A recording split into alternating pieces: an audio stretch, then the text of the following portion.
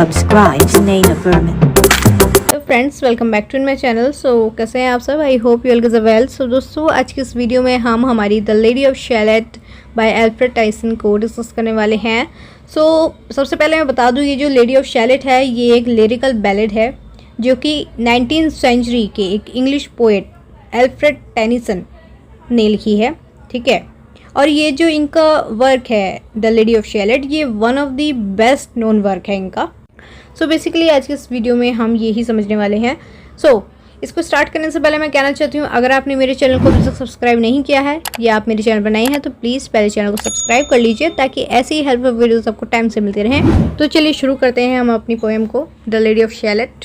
So basically हमारी इस poem के अंदर 4 पार्ट हैं, मतलब कि इसके अंदर हमें जो पोएम है वो 4 पार्ट में डिवाइडेड मिलेगी और उसे हम पार्ट में पढ़ेंगे। ओके, तो सबसे पहला हमारा पार्ट 1 शुरू होता है। On either side the river lie long fields of barley end of रेई। यहाँ पर इस लाइनों का मतलब है कि यहाँ पर बताया गया है कि एक बार्ले और रेई का बड़ा सा मैदान, मतलब बड़ा सा खेत है। बार्ले और रेई जो हैं ये दोनों ही अनाज के 2 प्रकार हैं। बार्ले मतलब होता है जौ और रेई मतलब रेई। ओके, सो बेसिकली यहाँ पे बताया गया है एक बड़ा सा खेत है जिसमें ये बार्ले और रेई उगे हुए हैं और उसी के साइड में से एक रिवर बहती है, मतलब वहाँ से एक नदी बहती है उस खेत के बराबर में से। और आगे लिखा है that clothe the world the meet the sky. यहाँ पे दोस्तों क्लोथ का मतलब है कवर और वर्ल्ड का मतलब है खुला मैदान। यहाँ पे इसका कहने का मतलब है कि ये जो पूरा लंबा से जो मैदान है, खुला मैदान है, ये पूरा इस बार्ले और रेई से कवर है। ठीक है, इसमें मतलब सारे में ये अनाज उगा हुआ है। ठीक है, फिर आगे लिखा है and through the field the road runs by to many towered कैमलोट।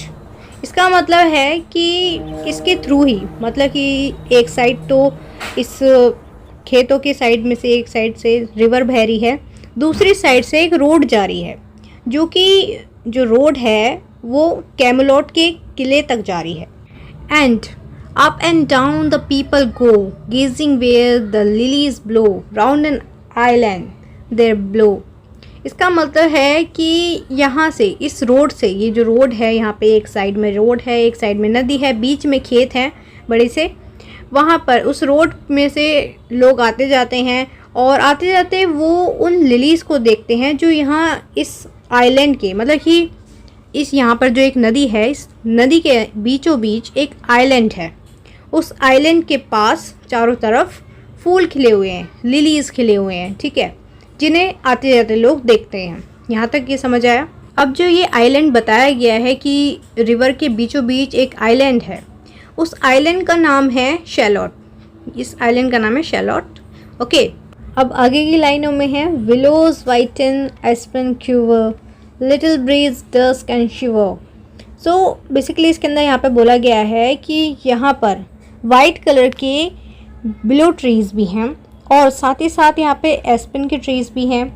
और यहाँ पर जो ये क्यूबर है, क्यूबर का मतलब होता है फड़फड़ाना। तो यहाँ पर बोला गया है लिटिल ब्रीज डस्क एंड शिवर, मतलब कि यहाँ पर शाम के टाइम में हल्की हल्की हवा चलने लगती है जिससे कि पूरा माहौल एकदम कपकपाने लगता है। यहाँ पर ये जो लिटिल ब्रीज़ है, ब्रीज़ से मतलब है हल्की हवा चलना, और डस्क का मतलब है जब थोड़ी सी शाम होने लगती है, अंधेरा होने लगता है उस टाइम पे, और शिवर का मतलब होता है कपकपाना। तो यहाँ पर बोला गया है कि जब शाम के टाइम पे यहाँ पर हवा चलती है तो इस हवा से यहाँ की जो वाइट ब्लोन ट्रीज़ हैं और जो एस्पेन ट्रीज़ हैं ये फड़फड़ाने लगते हैं, क्यूवर करने लगते हैं, मतलब फड़फड़ाने लगते हैं। ठीक है, आगे बोला है through the wave that runs forever by the island in the river flowing down to Camelot. इसका मतलब है कि थ्रू द वेव्स, मतलब ये जो हवा है ये इन वेव्स में से जाती है, मतलब ये जो नदी में लहरें आती रहती हैं कॉन्स्टेंटली। यहाँ पे जो लिखा है वेव दैट रन्स फॉरएवर, यहाँ पे फॉरएवर का मतलब है कॉन्स्टेंटली, मतलब कि लहरें नदी में आती रहती हैं, उनके थ्रू ये हवा आती है। ठीक है, by the island in the river, मतलब कि उस आइलैंड पे से गुजरते हुए जो कि रिवर के अंदर है, मतलब कि मैंने बताया आपको कि एक आइलैंड है जो कि रिवर के बीचों बीच है। उसी आइलैंड की बात हो रही है कि उस आइलैंड से होते हुए हवा जो है वो कैमलोट की तरफ बहती है। ठीक है, इतना समझ आया। आगे है 4 grey walls and 4 great towers overlook a space of flowers. यहाँ पर जो पोएट हैं हमारे, मतलब कि जो एल्फ्रेड टाइसन हैं, वो हमें एक किले का स्ट्रक्चर बता रहे हैं। ठीक है, यहाँ पर ये जो किला बताया गया है ये 4 ग्रे वॉल्स से कवर है और साथ ही साथ यहाँ पर 4 ग्रे टावर्स भी हैं जो कि फूलों से घिरे हुए हैं, मतलब कि इसके आसपास के स्पेस में फ्लावर्स हैं। ठीक है, नाउ नेक्स्ट लाइन है हमारी, and the silent isle empowers the lady of Shalott. इसका मतलब है दोस्तों कि इस शांत से टापू पर एक लेडी, मतलब लेडी ऑफ शैलेट, ये जो आइलैंड है, इस आइलैंड का नाम है शैलेट, और इस आइलैंड पर जो एक टावर बताया गया है, बड़ा सा टावर है ग्रे कलर का, उस टावर पर उस लेडी को कैद कर रखा है, उस लेडी को कैद कर रखा है। ठीक है, सो यहाँ पर वही बताया गया है कि इस शांत से टापू पर लेडी ऑफ शैलेट कैद है। ठीक है, एम्पावर्स मतलब होता है कैद करना और आइल मतलब कि टापू। ओके, अब आगे लिखा हुआ है, by the margin willow veiled slide the heavy birds trailed by slow horses and unhailed the shallow fluted silken sail skimming down to Camelot। अब दोस्तों इन लाइंस का मतलब है by the margin, मार्जिन मतलब होता है किनारा। अब इस नदी के किनारे पर विलो विल्ड से मतलब है यहाँ पर विलो की ट्रीज से ढका हुआ, मतलब कि बताया गया है कि जो रिवर है, रिवर के किनारा पूरा विलो ट्रीज से ढका हुआ है, मतलब वहाँ पे ट्रीज ही ट्रीज हैं, विलो ट्रीज। ओके, और आगे लिखा है slide the heavy barges trail by slow horses. इसका कहने का मतलब है हैवी बार्जेस मतलब कि जो बड़ी बड़ी शिप्स होती हैं जिनके पर बहुत सारा माल लाद के ले जाया जाता है, उनको बताया गया है कि एक धीरे चलने वाला घोड़ा उन हैवी बार्जेस को, मतलब कि उन हैवी शिप्स को ज़मीन पर धीमे धीमे खींचता हुआ ले जाता है। ठीक है, ले जा रहा है, ऐसे सीन दिखाया है हमें। और दूसरी तरफ अब बोला है द शेल फिल्थन स्लिकन सेल्ड।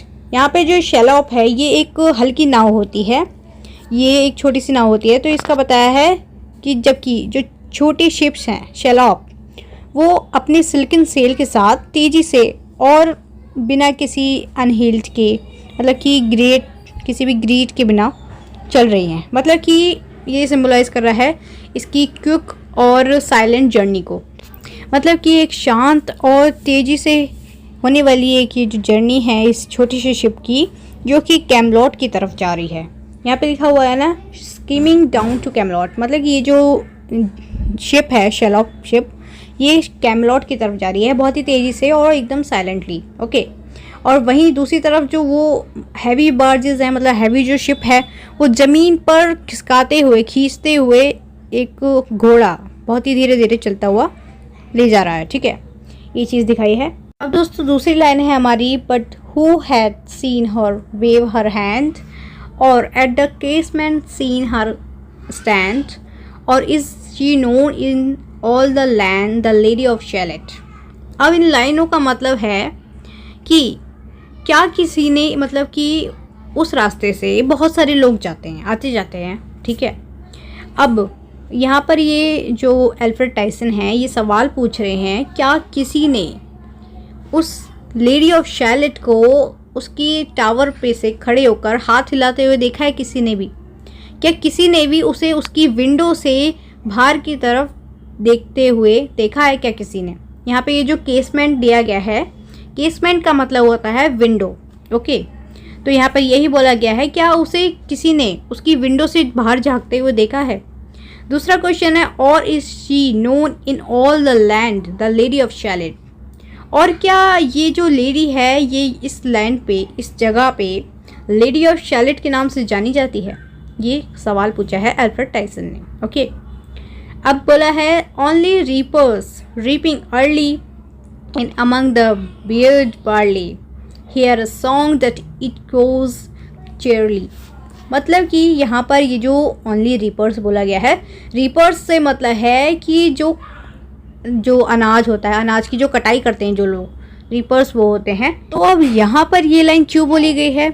यहाँ पर ये लाइन इसलिए बोली गई है क्योंकि यहाँ पर मैंने आपको बताया था कि यहाँ पर एक मैदान है, एक खुला मैदान, जहाँ पर बारले और रई की खेती हो रखी है। अब वो जो खेती हो रखी है उसको काटने के लिए यहाँ पे जो रीपर्स आते हैं, यहाँ पे बोला है only reapers reaping early in among the bearded barley. मतलब कि जो बार्ले, मतलब कि यहाँ पे जो खेती हो रखी है वो बहुत ज़्यादा बियर्डेड हो गई है, मतलब कि एकदम अच्छे से खेती हो गई है चारों तरफ, ठीक है। और अब उसको काटने का वक्त आ गया है, ठीक है। तो अब इस ये जो बियर्डेड बार्ले है इसको काटने के लिए सुबह सुबह के टाइम पे जल्दी से जो रीपर्स आते हैं रीपिंग करने के लिए, ठीक है, उनके बारे में बात हो रही है। आगे लिखा है hear a song that echoes cheerily from the river winding clearly down towards Camelot। यहाँ पर लिखा है कि ये ही लोग उस किले में से आने वाले गाने की आवाज़ सुन पाते हैं। मतलब कि जब ये लोग आते हैं उस टाइम पे, तो उस किले में से जिसमें लेडी ऑफ शेलॉट बंद है, वहाँ से गाने गाने की आवाज़ आती है। और वो जो गाना गाती है वो इतना ज़्यादा क्लियरली सुनाई देता है रिवर की वजह से, क्योंकि जो हवा चल रही होती है, हवा पानी में से गुजर रही होती है, जिसकी वजह से जो आवाज़ है वो एकदम क्लियर आती है, ठीक है। और वो जो आवाज़ है वो सीधा कैमलॉट तक जाती है। मतलब कि उस किले से, उस ऊंचाई के किले से वो गाना गाने की आवाज़ इतनी ज़ोर से आती है, इतनी क्लियरली आती है कि पूरे कैमलॉट तक जाती है वो आवाज़, ठीक है। अब ये जो रीपर्स हैं वो जब यहाँ पे रीपिंग करने के लिए आते हैं तो वो ये लोग गाना सुनते हैं, ठीक है। और उस टाइम पे ये लोग रीपिंग करते हैं। रीपिंग करते करते यहाँ पर बताया गया है and by the moon the reapers weary. यहाँ पर लिखा गया है कि कटाई करते करते दिन से रात हो जाती है। मतलब कि काफ़ी लेट हो जाता है कटाई करते करते, ठीक है। तो इसकी वजह से ये लोग जो रीपर्स होते हैं ये वियरी, मतलब कि यहाँ पे इसका मतलब है थक जाते हैं। जब ये लोग थक जाते हैं तो यहीं पे रुक जाते हैं और यहीं पे ये लोग अपना जो ये धान काट लेते हैं या अनाज काट लेते हैं, इकट्ठा कर लेते हैं, ठीक है। Piling शीव्स in Uplands eri listening whispers tease the fairy lady of शेलेट। और ये लोग यहीं पे चांदनी रोशनी में, जिस टाइम पे लेडी ऑफ शेलेट की गाना गाने की आवाज़ आ रही होती है, उस टाइम पे थके आ रहे ठंडी हवा में अपने अनाज को इकट्ठा करके यहीं पे बैठकर उस गाने को सुनते हैं और आपस में विस्पर करते हैं, मतलब फुसफुसाते हैं, बोलते हैं कि ये जो लेडी ऑफ शेलेट है, जो एक परी है, उसकी गाने की आवाज़ आ रही है, ठीक है। क्योंकि उस लेडी ऑफ शेलेट को आज तक किसी ने देखा नहीं था, बस ये पता था कि वहाँ कोई रहता है, वहाँ से गाना गाने की आवाज़ आती है। इस वजह से ये लोग उसे लेडी ऑफ शेलेट को परी बोल रहे हैं, फेरी बोल रहे हैं। ओके, इतना समझ आया। अब आगे का देखते हैं हमारा part 2। There she weaves by night and day a magic web with colours के। तो दोस्तों अब जो हमारे राइटर हैं वो हमें लेडी ऑफ शेलेट के बारे में बता रहे हैं, जो कि इस टावर के अंदर रहती है, मतलब कि इस टावर के अंदर कैद है। अब इसके बारे में बता रहे हैं। तो यहाँ पर बताया गया है there she weaves by night and day a magic web with colours के। इसका मतलब है कि ये जो लेडी है ये इस टावर के अंदर दिन रात एक जादुई कपड़ा बुनती रहती है, जो कि बहुत ही चमकीला है। मतलब कि यहाँ पे जो कलर गे लिखा है, गे का मतलब है बहुत ज़्यादा एकदम चमकीला, ठीक है। सो यहाँ पर लिखा है कि ये दिन रात एक जादुई कपड़ा बुनती रहती है। She has heard a whisper say a curse is on her if she stay to look down to Camelot. So दोस्तों इन लाइनों का मतलब है कि इसने अपने बारे में कुछ बातें सुनी हैं। शी हियर्ड अ विस्पर से कि इसके ऊपर एक श्राप है। दोस्तों इसके ऊपर एक श्राप है कि अगर ये अपने काम को रोकती है, मतलब कि ये जो बुनती है, जिस मैजिकल कपड़े को ये बुनती रहती है, उस कपड़े को बुनना रोकती है और अपनी खिड़की से कैमलॉट की तरफ देखती है, तो इसके ऊपर ये चीज़ का श्राप है, ये नहीं देख सकती है। ये अगर इसने करा तो इसके साथ गलत होगा कुछ, ठीक है। क्योंकि इसके ऊपर कर्स है कि ये अपनी खिड़की से नीचे नहीं देख सकती है, कैमलॉट को नहीं देख सकती है। ये सिर्फ इसे यहाँ पर लगातार ये एक मैजिकल कपड़ा बुनना है, ठीक है। और अगर इसने ये बुनना बंद करके कैमलॉट की तरफ देखना चाहा तो इसके साथ कुछ बुरा होगा, क्योंकि इसके ऊपर ये श्राप है और इस श्राप के बारे में इसने सुन रखा है लोगों से, ठीक है, इस लेडी ऑफ शैलोट ने।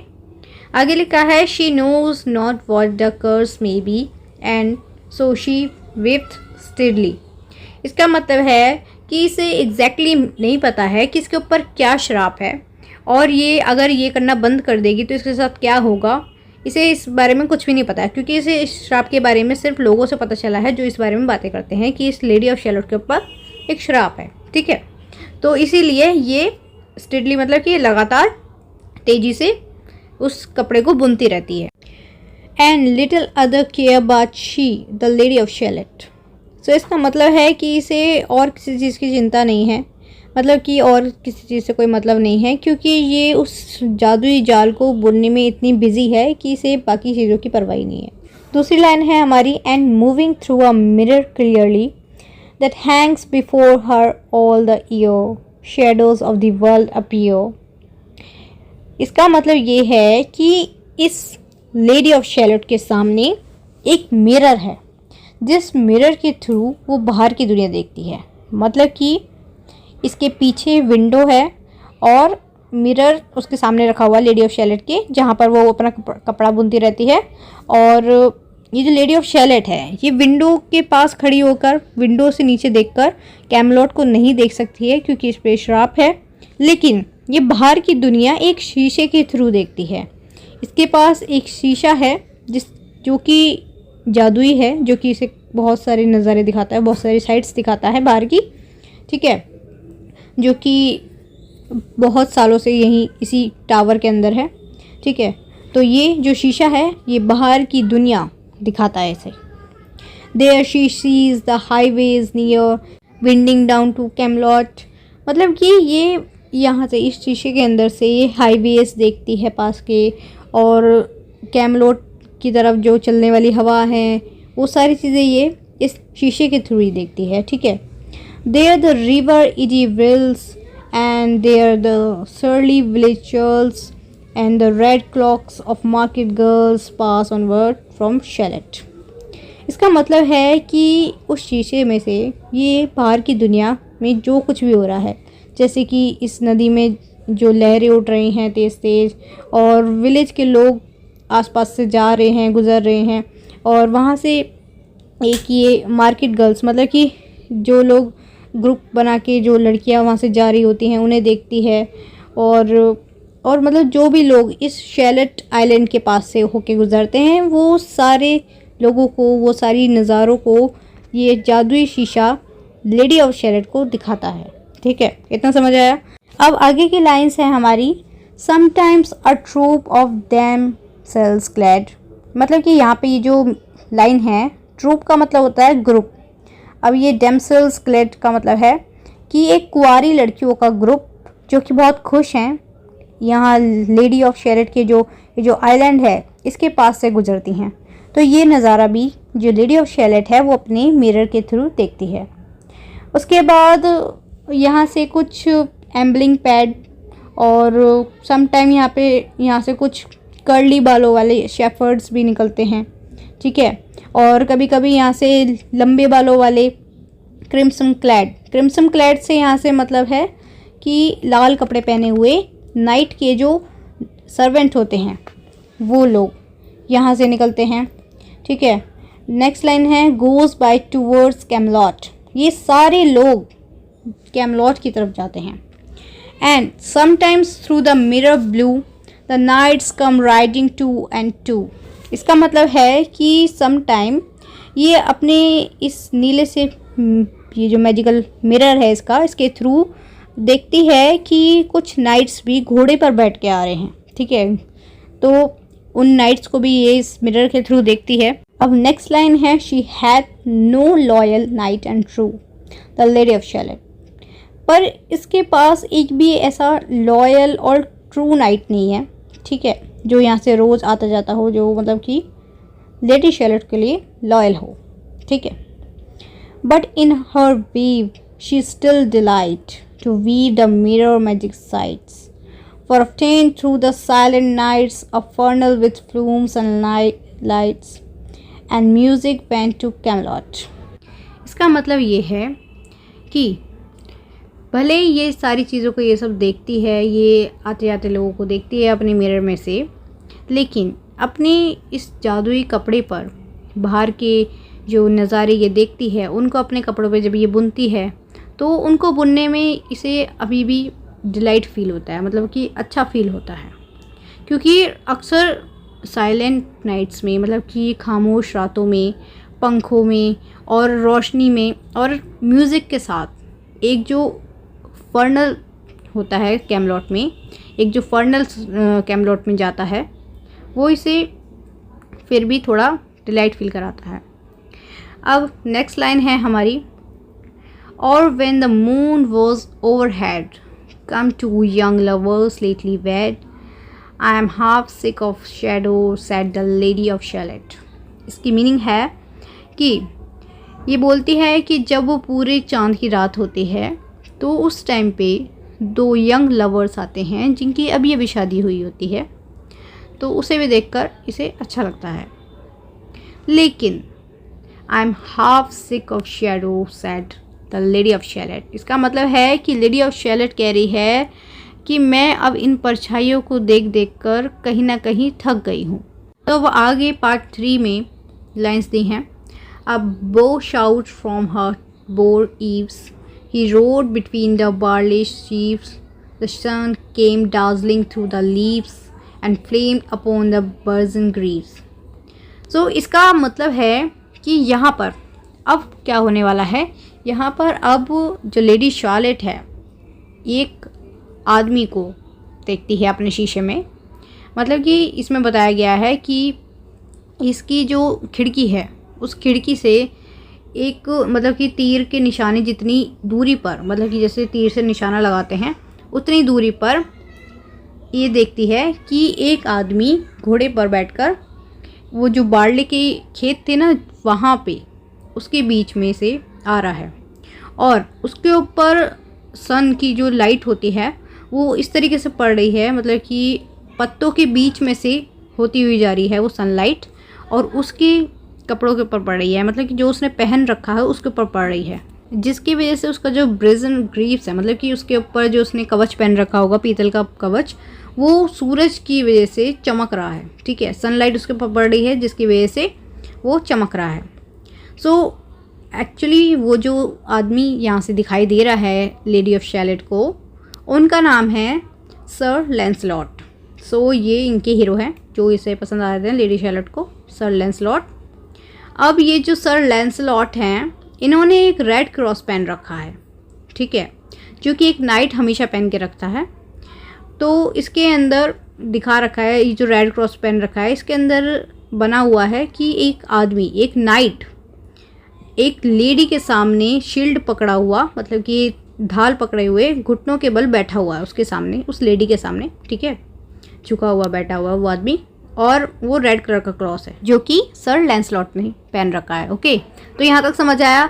ये जो सर लैंसलॉट हैं ये घोड़े पर आ रहे हैं जिनका जो कवच है वो चमक रहा है सूरज की रोशनी पड़ने पर, और उन्होंने एक रेड क्रॉस पहन रखा है जिसके अंदर एक नाइट अपने घुटनों पर बैठकर एक लेडी के सामने बैठा है, मतलब कि घुटनों पर एक लेडी के सामने बैठा है, एक शील्ड पकड़े हुए, मतलब एक कवच पकड़े हुए। ठीक है, ठीक है। तो इसके अंदर ये चीज़ है कि जो लेडी है, लेडी ऑफ शार्लेट, वो अपने शीशे से जब वो ये चीज़ को देख रही है तो वहाँ पर जो येलो फील्ड था, मतलब कि वहाँ पर जो बार्ले का फील्ड है, जो खेत है, उसके अंदर वो रेड क्रॉस चमक रहा है। ठीक है, जहाँ से शैलोट उसे देख रही है वहाँ से वो चीज़ चमक रही है, अलग ही शाइन कर रही है एकदम। ओके, अब आगे बताते हैं। The gemmy bridle glittered free. अब इसका मतलब देख लेते हैं। सबसे पहले यहाँ पे जैमी से मतलब है कि हीरो से, ठीक है, और ब्रिडल से मतलब है लगाम, वो जो घोड़े की लगाम होती है ना वो। तो यहाँ पर बताया गया है ये जो सर लैंसलॉट जिस घोड़े पर बैठे हैं उस घोड़े की जो लगाम है उस पर हीरे लगे हुए हैं, जिसकी वजह से वो बहुत ज़्यादा ग्लिटर कर रही है, एकदम चमक रही है। मतलब कि अलग ही सोचो, किसी घोड़े की लगाम के ऊपर हीरे लगे हुए हों तो वो अलग से ही चमकती है, ठीक है। तो इस तरीके से यहाँ पे लेडी ऑफ शार्लेट देख रही है। अब आगे बोला है like to some branch of stars we see hang in the golden galaxy the bridle bells rang merrily as he rode down to Camelot. इसका मतलब है कि इसकी ये जो ब्रिडल है वो मतलब यहाँ पे जो राइटर हैं हमारे एल्फ्रेड, वो इसकी घोड़े की जो लगाम है इसे कंपेयर कर रहे हैं कि जैसे स्टार्स चमकते हैं, जैसे ऐसा लग रहा है कि गोल्डन गैलेक्सी के अंदर एक स्टार्स की ब्रांच है, मतलब कि एक स्टार्स की टहनी है जो कि चमक रही है, ठीक है, जो कि गोल्डन गैलेक्सी के अंदर लटकी हुई है स्टार्स की ब्रांच जो कि बहुत ज़्यादा चमक रही है, उसकी तरह लग रही है इस घोड़े की लगाम। और साथ ही साथ इसमें बताया गया है कि इस घोड़े की ये जो लगाम है इसके अंदर हीरे तो लगे हुए हैं, उसके साथ साथ इसके ऊपर घंटियाँ भी लगी हुई हैं, जो कि जब सर लैंसलॉट इस घोड़े को चला रहे हैं लगाम को ऐसे खींच कर, तो वो घंटियाँ भी बज रही हैं और वो जो हीरे लगे हुए हैं वो चमक रहे हैं, ठीक है। इस तरीके से पूरा सीन है कि जो सर लैंसलॉट हैं वो कैमलॉट की तरफ जा रहे हैं उस घोड़े पर बैठकर। आगे ये लाइन्स हैं and from his blazon baldric slung a mighty silver bugle hung, and as he rode his armor rung beside remote Charlotte। इसके कहने का मतलब है कि वो जब कैमलॉट की तरफ आ रहे थे उसके साथ साथ लेडी शार्लेट की नज़र उनके बेल्ड्रिक पे पड़ी। उनका जो बेल्ड्रिक था वो बहुत ज़्यादा चमक रहा था, उनका चमकता हुआ बेल्ड्रिक जो था उसके ऊपर एक बहुत ही माइटी मतलब कि शक्तिशाली चांदी का बिगुल लटका हुआ था। अब सबसे पहले बात करते हैं बेल्ड्रिक की। बेल्ड्रिक एक बेल्ट होती है जो कि 19th सेंचुरी में लोग पहनते थे ताकि वो उसके ऊपर बिगुल लटका सकें। ओके, सो बिगुल क्या होता है, बिगुल की भी इमेज मैं आपको दिखा देती हूँ। ये है बिगुल। ओके, सो बिगुल भी देख लिया हमने।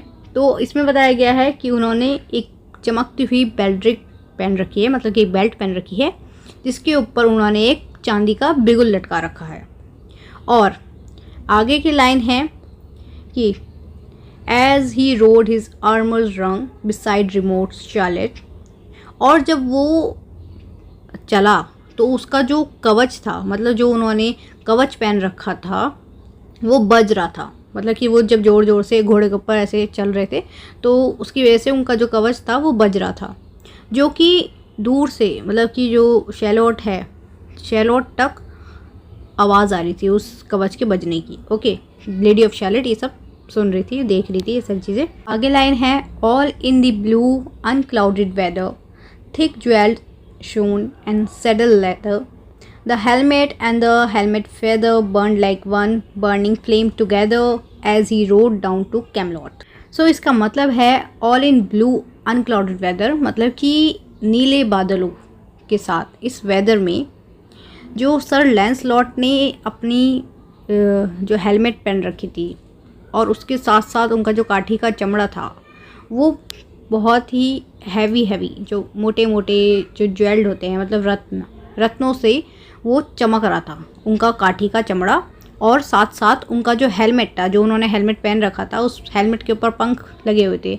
जैसे कि हम सब ने देख रखा है, जो 19th सेंचुरी के साइड जाएं तो उस ज़माने में जो शूरवीर होते थे वो एक ऐसा हेलमेट पहनते थे जिसके ऊपर से पंख निकलते थे, तो वही उसी हेलमेट की बात हो रही है ये, ठीक है। तो यहाँ पर उनका जो काठी का चमड़ा है वो उसके ऊपर बहुत सारे स्टोन्स लगे हुए हैं चमकीले, जिनकी वजह से वो चमक रहा है।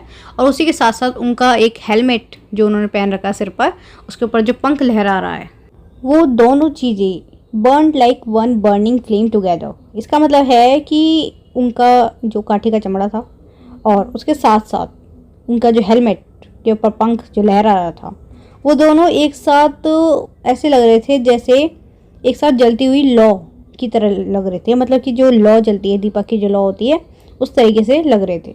As he rode down to Camelot as often through the purple night below the starry cluster bright some bearded meteor trailing light moves over still Shalott. इसका मतलब है जैसे ही वो कैमलॉट की ओर चला, जैसे ही अक्सर पर्पल नाइट मतलब कि बैगनी रात में चमकते तारों में, मतलब कि चमकते तारों का जो ग्रुप होता है उनके नीचे some bearded meteor trailing light moves over still Shalott, मतलब कुछ मीटर्स लाइट का पीछा करते हुए जो स्टिल मतलब कि जो शांत शैलोट है उस पर आगे बढ़ता है। उसी तरह से यहाँ पे मतलब कि ये उस सर लैंसलॉट को इन सारी चीज़ों से कंपेयर करा जा रहा है। ओके, अब आगे की लाइन्स देखते हैं। His broad clear brow in sunlight glowed on burnished hooves his war horse rode. इसका कहने का मतलब है his broad clear brow, brow का मतलब यहाँ पे बोला गया है माथा। सर लैंसलॉट की बात हो रही है यहाँ पे। सर लैंसलॉट का चौड़ा माथा सनलाइट में ग्लो कर रहा है। आगे की लाइन है ऑन बर्निश्ड हूव्स। हूव्स से मतलब है जो घोड़े के पैर होते हैं जिन्हें जब पॉलिश कर दिया जाता है एकदम साफ करके, तो जब वो चमकते हैं तो बर्निश्ड का मतलब है यहाँ पे चमकना। तो इसका मतलब है कि जो उसका वॉर हॉर्स था सर लैंसलॉट का, उसके हूव्स मतलब कि उसके पैर जो हैं वो चमक रहे हैं और उन चमकते हुए पैरों से वो घोड़ा चल रहा है। ठीक है, ट्रोड का मतलब यहाँ पे चलना ही बोला गया है। ठीक है, अब आगे की लाइन है from underneath his helmet flowed his coal black curls as on he rode. इसका कहने का मतलब है फ्रॉम अंडरनीथ मतलब कि अंडरनीथ हिज हेलमेट मतलब उसके हेलमेट के नीचे से उसके जो कोयले जैसे काले घुंघराले बाल हैं वो लहरा रहे हैं। अब सीन ऐसा है कि घोड़े पर बैठकर सर लैंसलॉट जा रहे हैं और उन्होंने जो हेलमेट पहन रखा है उनमें से उनके जो काले घुंघराले बाल निकले हुए हैं वो हवा की वजह से लहरा रहे हैं। ओके, आगे की लाइन बोली गई है जैसे वह कैमलॉट की ओर जा रहे हों। ठीक है, अब ये जो सर लैंसलॉट है ये कैमलॉट की तरफ जा रहे हैं। अब नेक्स्ट लाइन है As he rode down to Camelot from the bank and from the river, he flashed into the crystal mirror. Tira lira by the river sang Sir Lancelot. इसका कहने का मतलब है कि जब जो सर लैंसलॉट हैं वो कैमलॉट की ओर जा रहे हैं, वो नदी के किनारे की ओर से होते हुए जा रहे हैं, तो नदी से वो जो उनका जो क्रिस्टल था मतलब कि सर लैंसलॉट ने जो क्रिस्टल पहन रखा था वो जो लेडी ऑफ शैलेट का जो मिरर है उस पर वो जब उसकी लाइट पड़ती है तो वो जो मिरर है वो चमक उठता है। अब ये जो मिरर चमक उठता है इस टाइम पे सर लैंसलॉट उस तरफ देखते हैं जिस तरफ मिरर था, मतलब कि लेडी ऑफ शैलेट की तरफ देख लेते हैं उधर। अब यहाँ पर बताते हैं कि जो सर लैंसलॉट है वो यहाँ से इस नदी के पास से एक तीरा लीरा एक सॉन्ग है वो गाना गाते हुए यहाँ से जा रहे होते हैं। ओके, अब नेक्स्ट लाइन से हमारी she left the wave she left the loom she made the three phase through the room she show the water lily brooms. इसका मतलब है कि सर लैंसलॉट की इस छवि को देखने के बाद जो हमारी लेडी ऑफ शैलेट हैं उन्होंने वो जो कपड़ा बुनती रहती थी उसे बुनना छोड़ दिया और जिस चीज़ से वो बुनती थी उस लूम को छोड़ दिया और उस कमरे में वो 3 बार उन्होंने इस कमरे में चक्कर लगाया। इसके बाद मतलब कि जब उन्होंने सर लैंसलॉट को देख लिया उसके बाद उन्होंने बुनना छोड़ दिया, वो लूम छोड़ दी और फिर उस वो जो एक टावर था जिसके अंदर एक कमरा था उसके अंदर उन्होंने 3 बार चक्कर लगाए। ठीक है, कमरे में 3 कदम चलने के बाद उन्होंने जो लैंसलॉट थे उनको देखने के चक्कर में उसने उस विंडो से बाहर देख लिया, मतलब कि उस टावर की विंडो से लेडी शैलेट ने बाहर की ओर देखा। अब जब उसने बाहर की ओर देखा तो उसे दिखाई दी लिली।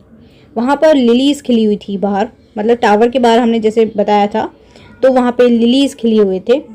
तो जो हमारी लेडी ऑफ शैलेट है उसने उन लिलीज़ को देखा और उसने हेलमेट और पंख को देखा, मतलब कि जिस हेलमेट को सर लैंसलॉट ने पहना हुआ था उसको देखा और उसने उन मतलब वो जो सर लैंसलॉट थे उन्हें कैमलॉट की ओर देखा। ठीक है, और तभी इस चक्कर में जो कपड़ा वो बुन रही थी उन्होंने वो हाथ से छोड़ दिया था जिस वजह से हवा की वजह से वो कपड़ा उड़कर बाहर चला गया, उस खिड़की से बाहर चला गया वो कपड़ा, वो जादुई कपड़ा।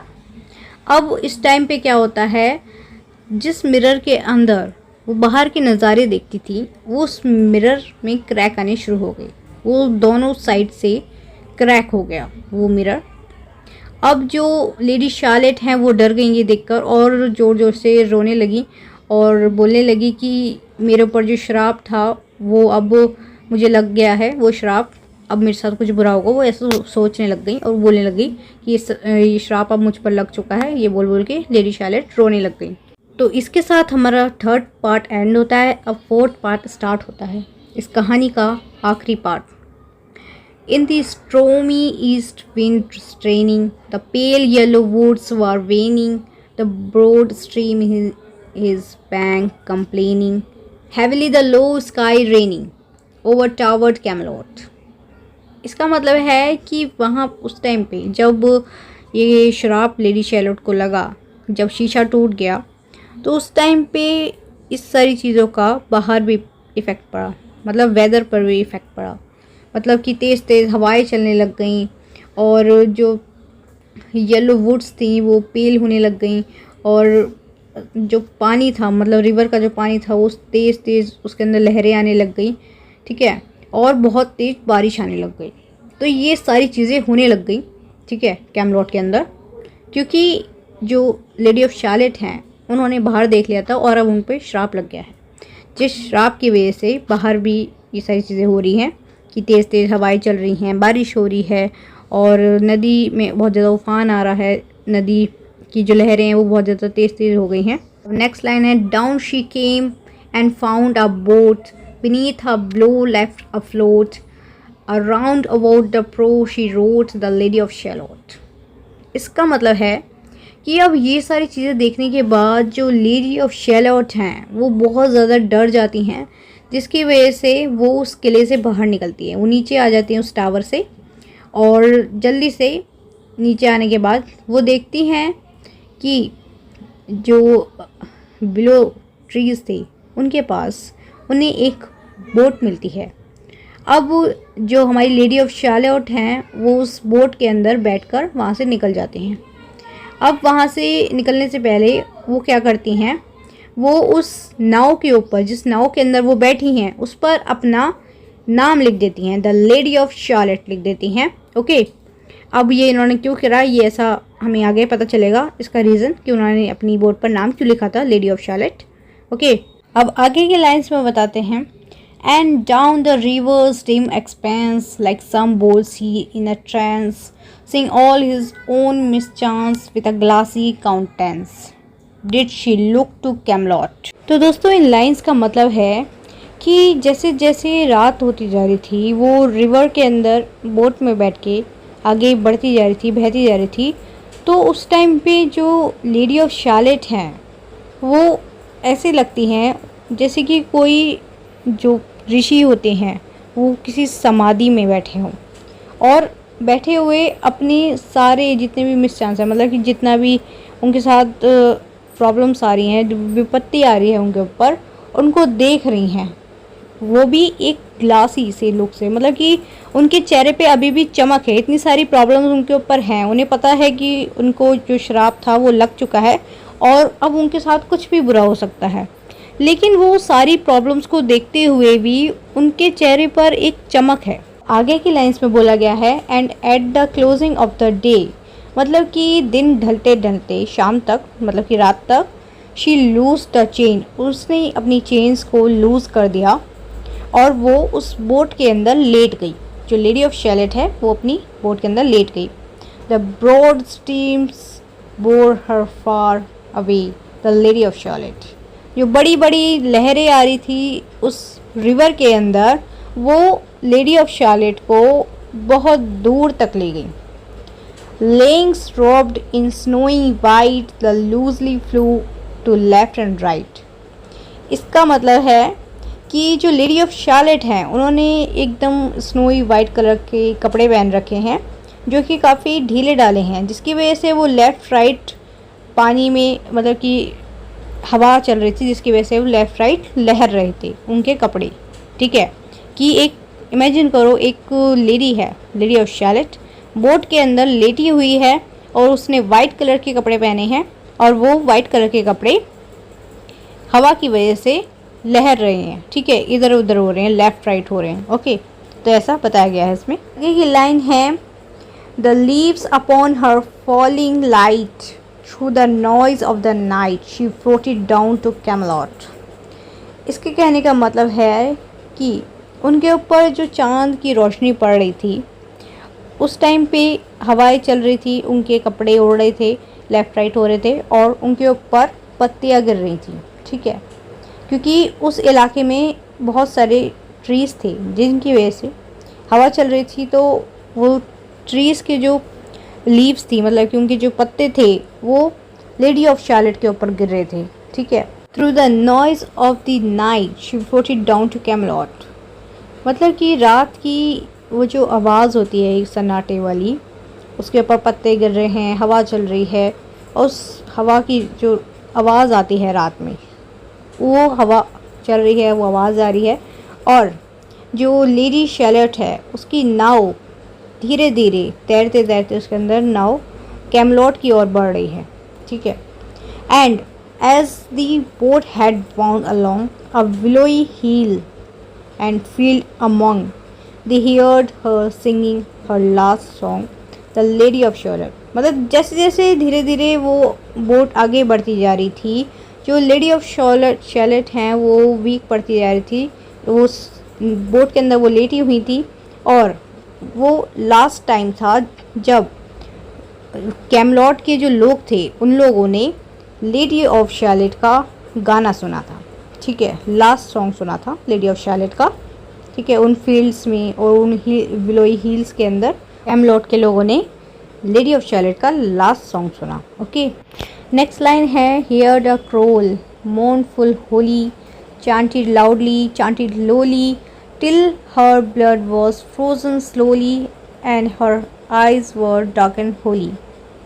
इसका कहने का मतलब है कि जो सॉन्ग लेडी ऑफ शैलेट गा रही थी, जो लोगों को सुनाई दे रहा था लास्ट सॉन्ग, वो थोड़ा सा मोर्नफुल था, थोड़ा सा स्पिरिचुअल था, मतलब होली था, ठीक है, और वो बहुत ज़ोर ज़ोर से मतलब लाउडली सुनाई दे रहा था सबको, ठीक है, और वो धीरे धीरे स्लो होता गया था, मतलब कि जैसे जैसे जो लेडी ऑफ शैलेट का ब्लड जमता गया, फ्रोज़न होता गया, मतलब कि जो लेडी ऑफ शैलेट थी उनका खून धीरे धीरे जमता गया, एंड उनकी जो आइज़ थी वो धीरे धीरे डार्क होती गई, ठीक है, पूरी तरीके से डार्क हो गई उनकी आइज़, जो लेडी ऑफ शैलेट हैं। आगे की लाइन है turn to towered Camelot for ere she reached upon the tide the first house by the water side singing in her song she dead the lady of Shalott. इसका कहने का मतलब है कि इससे पहले कि लेडी ऑफ शैलेट कैमलॉट, मतलब कि लेडी ऑफ शैलेट जो थी वो शैलेट आइलैंड पे रहती थी, और शैलेट आइलैंड से दूर, कुछ दूर बाद एक कैमलॉट नाम का शहर था। अब जो लेडी ऑफ शैलेट हैं वो जब बोट में तैरकर कैमलॉट की ओर बढ़ रही थी, तो इससे पहले कि वो कैमलॉट के जो नदी के किनारे है वहाँ तक पहुँचती और कैमलॉट के पहले घर तक पहुँचती, उससे पहले ही वो गाना गाते हुए मर गई, मतलब कि लेडी ऑफ शैलेट की डेथ हो जाती है, ठीक है, इससे पहले कि वो कैमलॉट के किसी पहले घर तक पहुंचती, उससे पहले ही उनकी डेथ हो जाती है उसी बोट के अंदर। ओके, अब आगे की लाइंस हैं under tower and balcony by garden walls and gallery a gleaming shape she floated by dead pale between the house high silent into Camelot. अब हमारी जो लेडी ऑफ शैलेट हैं वो कैमलॉट शहर में पहुंच चुकी हैं और वो बोट में लेटी हुई हैं। तो अब वहाँ वो जो शहर है वहाँ पर जो टावर्स हैं और जो बालकनीज़ हैं और जो गार्डन की जो वॉल्स हैं, गैलरीज़ हैं, उन सब के नीचे से दिखाई दे रहा है कि एक बोट के अंदर एक लेडी जो कि पूरी तरीके से पीली पड़ चुकी हैं, वो उस बोट के अंदर लेटी हुई हैं और वो मर चुकी हैं, ठीक है, और वो धीरे धीरे नदी में थी, क्योंकि इसलिए वो बोट के थ्रू धीरे धीरे आगे बढ़ती जा रही थी नदी में। तो जैसे जैसे बढ़ती जा रही थी तो ऊंचे घरों से लोग देख रहे थे उस मरी हुई लेडी को, ठीक है, जो कि कैमलॉट में चुपचाप घूम रही थी नदी के थ्रू, ठीक है, नदी में वो बोट में लेटी हुई हैं, उनकी मतलब डेथ हो गई है और उनका शरीर अब पीला पड़ चुका है और लोग देख रहे हैं ठीक है। अब वहाँ पर उस किनारे पर, नदी के किनारे पर कुछ लोग आते हैं उसे देखने के लिए, जैसे नाइट्स, बर्गर, लॉर्ड, डेम, ये सारे लोग वहाँ पर आते हैं उसे देखने के लिए, ठीक है। और उसे देखने के बाद जब वो उसकी बोट को देखते हैं तो उस बोट पर जब लेडी ऑफ शार्लेट ने अपना नाम लिख लिया था उस बोट पे, द लेडी ऑफ शार्लेट, तो वो लोग उसे पढ़ते हैं, ठीक है। और उसके बाद लोग आपस में बात करने लग जाते हैं, who is this and what is here and it is the legend place near, मतलब ये सारी बातें आपस में करने लगते हैं कि ये कौन है, कहाँ से आई, ये क्या है, तो ये सब बातें करने लगते हैं आपस में। तो तभी पास के जो लाइटेंड प्लेस है, मतलब कि रोशन महल है, शाही महल, वहाँ पर रॉयल चेयर की आवाज़ आने लगती है, ठीक है। तो अब यहाँ पर बताया जाता है कि थोड़ी देर तक तो लोग देखते हैं उसे, उसके बाद लोगों को डर लगने लगता है, क्योंकि एक डेड बॉडी से सबको डर लगता है, ऑब्वियसली बात है। तो लोग क्या करते हैं, वहाँ पे क्रॉस बनाकर, वहाँ से मतलब जो क्रिश्चियन लोग होते हैं जो क्रॉस बनाते हैं वो बनाकर वहाँ से चले जाते हैं। लेकिन जो सर लैंसलॉट थे, जिनके लिए जो लेडी ऑफ शार्लेट अपने टावर से बाहर निकली थी और सारी चीज़ें छोड़ छाड़ के बाहर आ गई, वो सर लैंसलॉट वहाँ पर थे और वो वहाँ पर रुके रहे और उन्होंने कुछ देर तक लेडी ऑफ शार्लेट को देखा और फिर उन्होंने कहा, she has a lovely face, मतलब उसका चेहरा खूबसूरत है। लैंसलॉट को उसका चेहरा खूबसूरत लगा और उसके बाद उन्होंने देखा, मतलब वो मर चुकी हैं, इस वजह से उन्होंने बोला, God in his mercy lend her press, मतलब कि भगवान अपनी दया इसके ऊपर बनाए रखे, मतलब कि जो लेडी ऑफ शार्लेट है इसके ऊपर अपनी दया बनाए रखें, मतलब इसकी आत्मा को शांति मिले, इस तरीके से बोला उन्होंने लेडी ऑफ शार्लेट के लिए। तो इसी के साथ हमारी ये जो लिरिकल बैलेड है, मतलब कि ये जो हमारी पोएम है द लेडी ऑफ शार्लेट, ये एंड होती है। आई होप आपको ये समझ आई होगी। अगर कहीं पे भी कोई भी दिक्कत हो आप मुझसे कमेंट में पूछ सकते हैं, मैं आपको आंसर कर दूंगी। और सबसे ज़रूरी बात, अगर वीडियो पसंद आई हो तो प्लीज़ वीडियो को ज़्यादा से ज़्यादा लाइक करें एंड ज़्यादा से ज़्यादा इसे अपने दोस्तों तक शेयर करें, ताकि उनकी भी हेल्प हो सके, और अपना सपोर्ट दिखाते रहिए, ठीक है, ताकि मुझे भी मोटिवेशन मिलता रहे कि मैं आपके लिए ऐसी वीडियोस और बनाती रहूं। सो अगर चैनल अभी तक सब्सक्राइब नहीं किया है तो चैनल को भी सब्सक्राइब कर लें, ताकि ऐसी हेल्पफुल वीडियोस आपको टाइम से मिलती रहें। So thank you so much for watching, मिलते हैं नेक्स्ट वीडियो में, बाय बाय।